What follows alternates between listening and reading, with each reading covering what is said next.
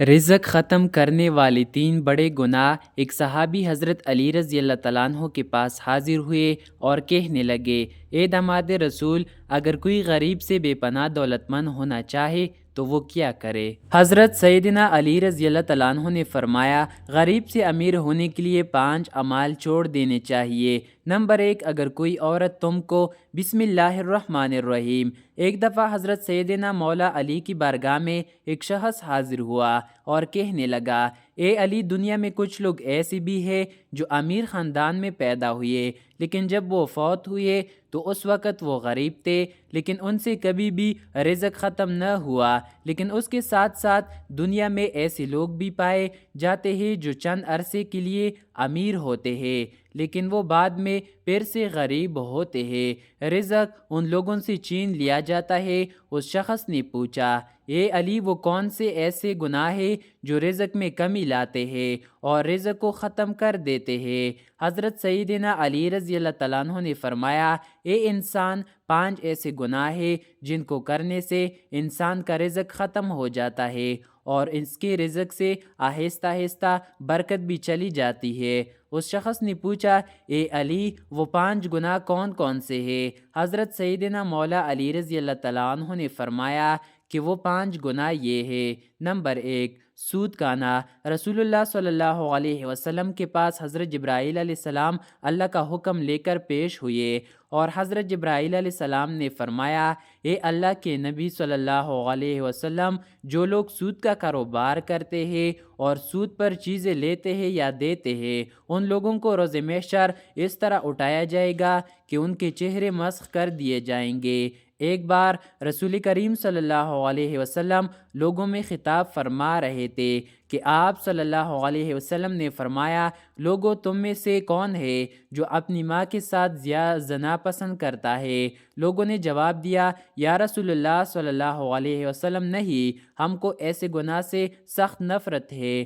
تو رسول کریم صلی اللہ علیہ وسلم نے فرمایا، اتنا گناہ ماں کے ساتھ زنا کرنے کا نہیں جتنا گناہ سود کا کاروبار کرنے والوں کو ملتا ہے، جو سود کا مال لیتا ہے اور دوسروں کو منافع دیتا ہے۔ رزق کے کم ہونے اور رزق کو ختم کرنے کی اصل وجہ سود ہے۔ حضرت شیخ سعدی فرماتے ہیں کہ ایک بار میں ایک نیا مکان خریدنا چاہتا تھا اور میں اس مکان کی تلاش میں تھا کہ ایک شرابی میرے پاس آیا اور کہنے لگا، حضرت، فلاں محلے میں ایک مکان ہے جو بہت ہی خوبصورت ہے، آپ نیا مکان ادھر ادھر تلاش کرنے کی بجائے فلاں مکان خرید لیں، میں ابھی اسی محلے کا ہوں، اس طرح میں آپ کا ہمسایہ بھی بن جاؤں گا اور اس مکان میں کوئی عیب بھی نہیں۔ حضرت شیخ سعدی فرمانے لگے، اے نادان بندے، اس سے بڑا اور کیا عیب ہو سکتا ہے کہ تو میرا ہمسایہ بن جائے، کیونکہ تو سود کا کاروبار کرتا ہے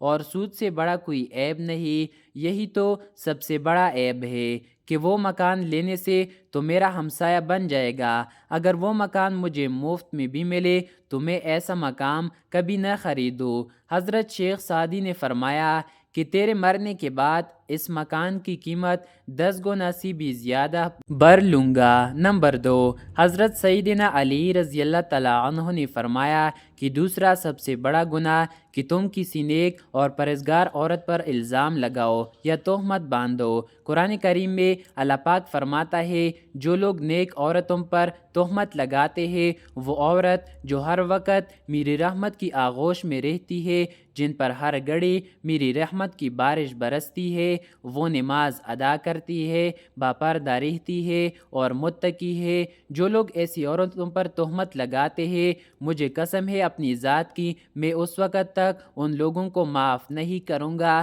جب تک وہ نیک عورتیں ان کو معاف نہ کرے جن پر انہوں نے تہمت باندھی۔ جس طرح ماں اپنی اولاد کے خلاف ایک لفظ بھی سننا پسند نہیں کرتی، اسی طرح اللہ پاک اپنی نیک بندوں کے خلاف کوئی بھی لفظ سننا پسند نہیں کرتا۔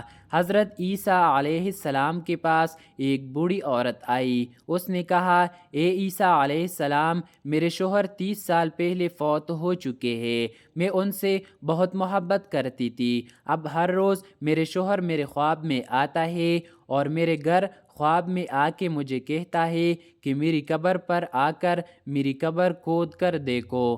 ہر روز میرے خواب میں آ کے یہی کہتا ہے کہ ایک بار میری قبر کھود دو اور میرا چہرہ تو دیکھو۔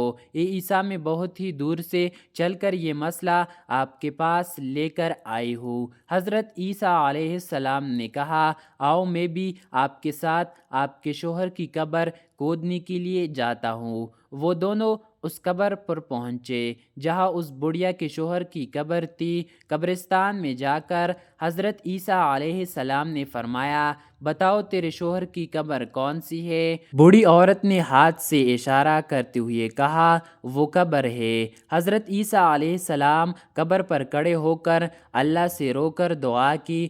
دعا کرنے کے بعد حضرت عیسیٰ علیہ السلام نے فرمایا، اے قبر کے اندر سونے والے، اللہ کے حکم سے کھڑے ہو جاؤ۔ اس قبر سے ایک ایسا انسان اٹھ کھڑا ہوا جسے دیکھ کر بڑھیا نے زوردار چیخ ماری اور بے ہوش ہو کر گر گئی۔ وہ کھڑے ہونے والا انسان کا جسم تو انسان نہیں تھا، پر اس کا چہرہ مسخ کر دیا گیا تھا۔ جب تھوڑی دیر کے بعد اس عورت کو ہوش آیا تو حضرت عیسیٰ علیہ السلام نے اس سے زندہ ہونے والے انسان سے دریافت کیا، تو نے دنیا میں کون سا ایسا گناہ کیا تھا کہ جس کام کے بدلے تجھے کوئی اتنی بڑی سزا کا سامنا کرنا پڑا؟ اس نے جواب دیا، اے اللہ کے نبی، مجھ سے ایک گناہ ہو گیا تھا جس کی وجہ سے میرا چہرہ بگاڑ دیا گیا۔ حضرت عیسیٰ علیہ السلام نے پوچھا، کون سا گناہ، کون سا ایسا گناہ کہ جس سے تیرا یہ حال ہوا؟ اس قبر سے کھڑے ہونے والے انسان نے کہا، میں نیک اور پرہیزگار